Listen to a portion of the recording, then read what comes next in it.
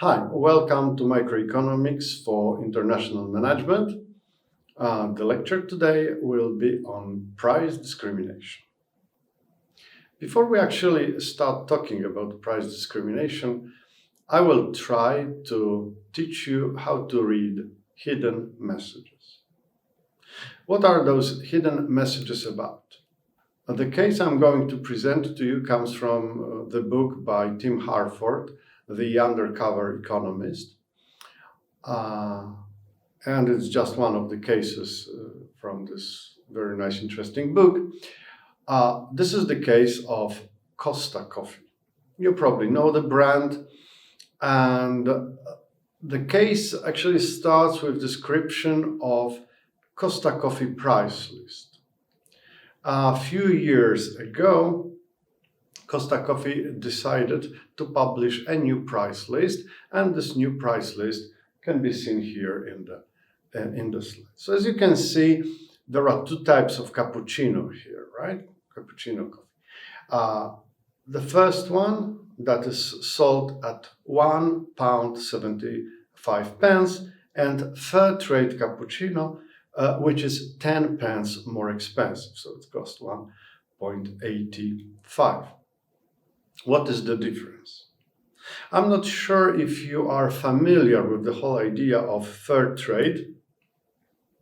So fair trade is a kind of a program made to support suppliers, farmers, small producers of food.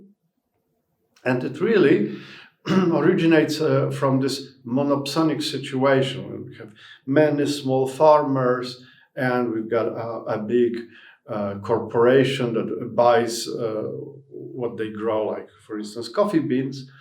And obviously those small farmers have a very poor negotiating position.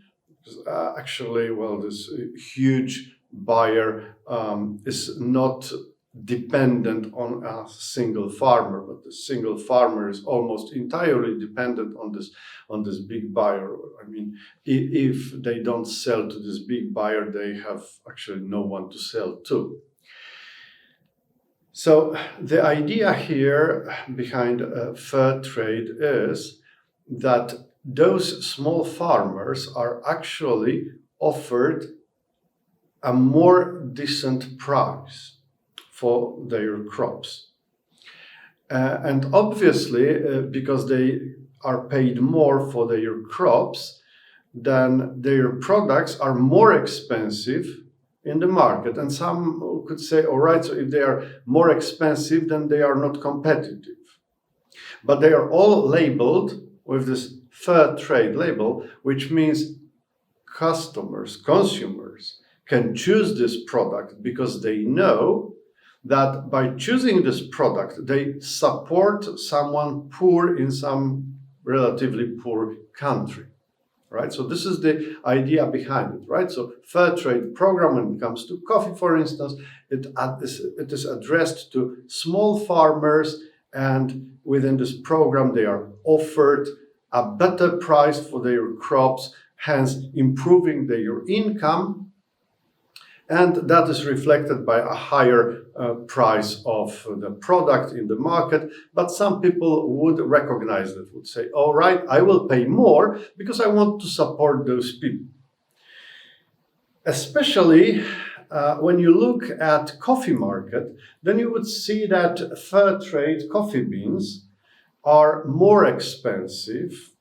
Well, it depends on the brand of coffee and so on and so forth, but it is like £5 a pound, like 50 pence per 1 pound of coffee, slightly less than half of kilogram.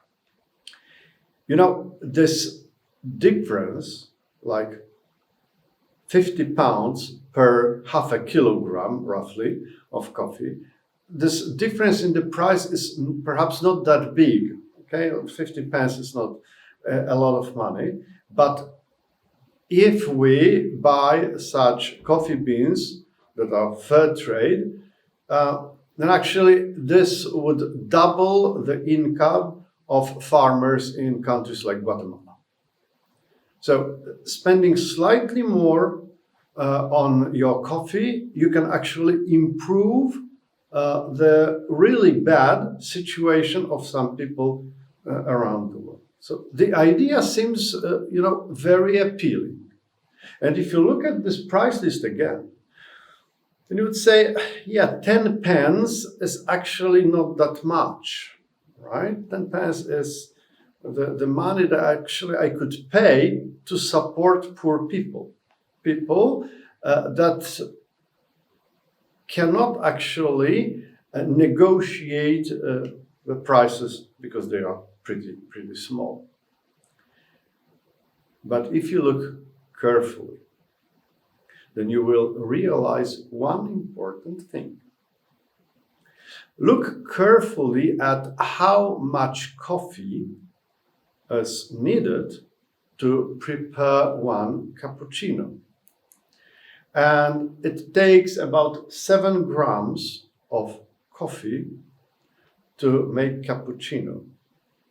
So if fair trade coffee is more expensive, and it is more expensive by, let's say, 0.1 pence per 1 gram, because that comes from the difference in the price for a pound of coffee beans, then it means that for Costa Coffee, the increase in the cost resulting from joining fair trade program is about 0.7 pence. It is less than 1 pence.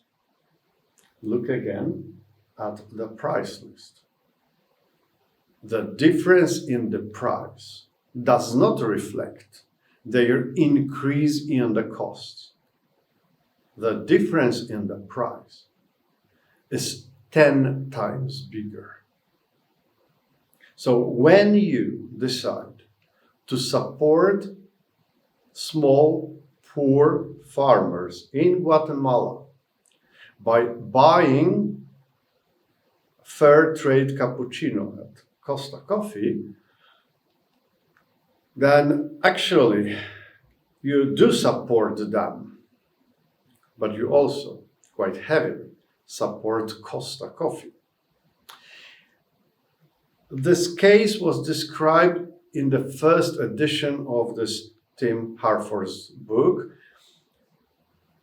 And actually, this is the case where you can see that economists or people who write books can actually change the world. I mean, after this publication, there's obviously a lot of fuss about it, and Costa Coffee decided to join this fair trade program entirely. All types of coffee that nowadays you can buy at Costa Coffee come from fair trade program, and you don't pay extra money for supporting those farmers. Simply every time when you visit Costa Coffee, you support. So something has changed. One could ask why they do it. Why did they do it? And why would they publish such a price list? The thing is, this price list wasn't actually about normal, regular cappuccino and fair trade cappuccino. If you read the hidden messages, then actually this price list looks like that. There are 2 types of cappuccino in this price list. One is for those who are not socially sensitive, and they pay 1.75. The other one is the cappuccino for socially sensitive. If you are socially sensitive, then you are likely to pay more because of the idea that you're helping other people.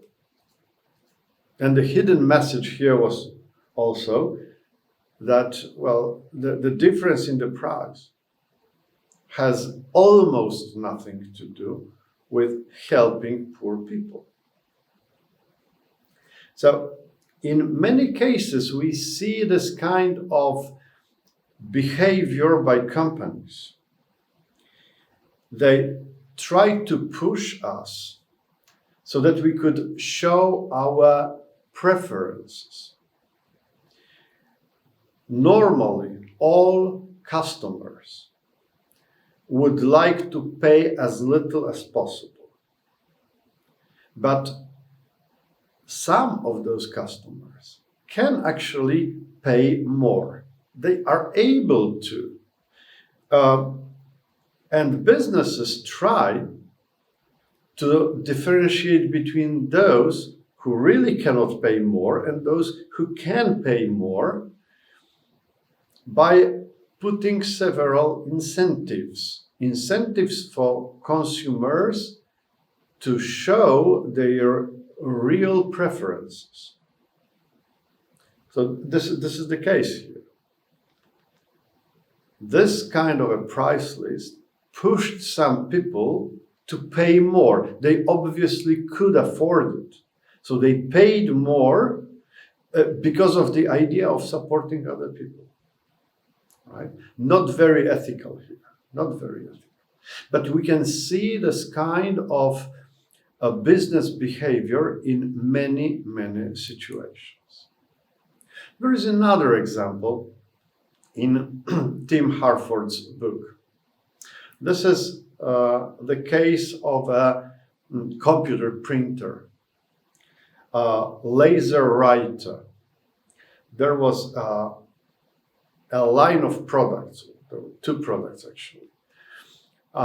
Laser writer and laser writer E. And laser writer was the high-end product, very fast printing. You know? And laser writer E was a low-end product, and its speed was much smaller.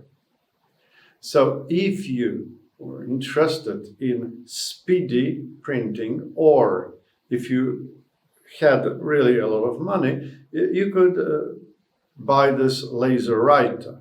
But if you were not interested in speedy printing, or you didn't have that much money, you didn't want to spend that much money, there was laser writer E for you. What was fun, is that actually the production of laser writer E, this cheaper version of the printer, was more expensive than the production of laser E, this high-end product. That may seem funny to you because normally if you have two printers and one is faster, the other is more slowly, and this faster is more expensive, then you say, yeah, we have to pay more for this faster printer because probably the materials are better, the technology is better, and so on and so forth. So probably it costs the manufacturer more to produce this fast printer rather than the slow. Okay? But here it was completely reversed. Because actually when you look at those two printers, that was the same printer. That was the same printer, but laser writer E had an additional electronic chip to slow this printer down. So additional action was necessary to make this printer slow. But in this way, IBM was able to produce the same model, so use mass production, just equip this laser E with additional chip, and was able to offer two products, was able to tell you, all right, So this is the basic version with additional chips, slowing it down, remember. And if you don't like the qualities of this basic stuff, then you can obviously have more, but then you get to pay much more. Okay? And this is again pushing people towards revealing their preferences. The same model is used in many cases. What is the difference between Windows system, that is Pro Edition and Home Edition? Do you really believe that Microsoft develops two different systems? No, they don't. What they develop is the professional version, and then some of the functions, some of the features are disabled and sold as a home version. So again, additional work to do to produce something that's actually worse. It's not just computers, right? It's not just computers. If you look, for instance, at cars, there was a series of Ford Mondeo cars, and you could have it with navigation system or without it. And there was obviously a quite significant difference in prices. So you had to pay more for this model with navigation system comparing to the one without. The funny thing is, even if you bought Ford Mondeo without navigation system, it had all the components. It kind of had navigation system installed, but it was disabled. So actually, if you are able to connect with the onboard computer of your car, you're able to switch one value in one memory cell from 0, no navigation, to 1, navigation enabled.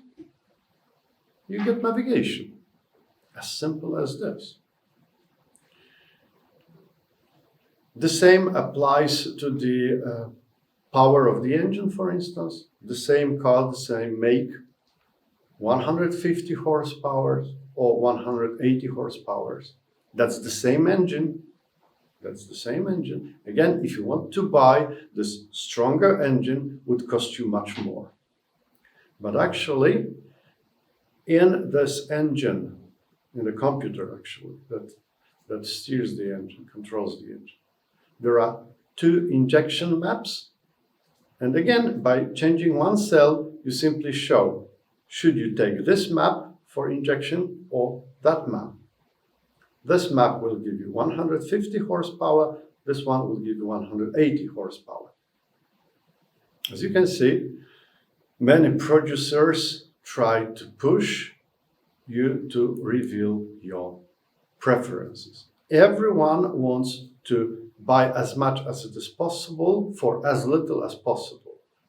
There are some tricks that force people to reveal that they can pay more and even how much more they can pay.